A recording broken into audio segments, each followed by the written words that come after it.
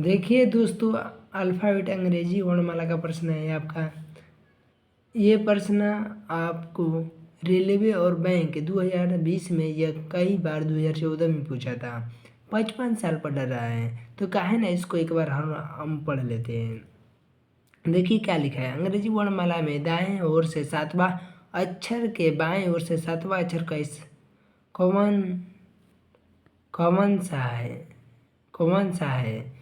तो देखिए, ये आपका ट्रिक भी विधि से बन सकता है, लेकिन हम इसको अलग बेसिक से बनाए हैं। देखिए यहाँ पर दाएं ओर से बोला है तो दाएं ओर से 7 ले लेंगे और बाएं ओर से आपका बोला है तो 7 ले लेंगे। देखिए जब भी दोनों अलग अलग रहता है तो जुड़ता है, यह हर इंसान को याद रहना चाहिए, तो दोनों को जोड़ देंगे।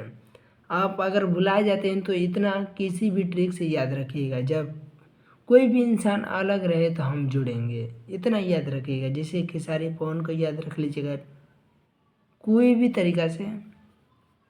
तो आपको दाएं ओर से 14 आ रहा है तो आप दाएं से फिर जाइएगा 14 गिनती करने। ABCD याद है ये नहीं है, तो आपको इतना याद रखना चाहिए। यहाँ पर जब गिनती करने का मन ना करे तो आपको फिर यहाँ से एक रूल कॉन्सेप्ट है कि हमको, देखिए कॉन्सेप्ट कहता है अगर दाएं ओर से जब भी गिनती करने के कहता है, यहाँ पर लिख लीजिएगा दाएं ओर से आपको जब भी गिनती करने का कहता है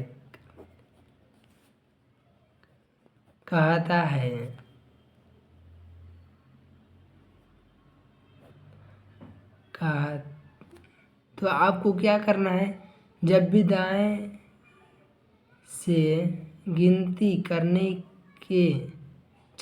का कहता है तो हम क्या करेंगे, 27 में से घटा लेंगे। ये रूल है, ये रूल को आपको भूलना नहीं है। तो आप 27 में से घटाइएगा 13, आपको यह अब बाएं ओर निकल कर आ जाएगा।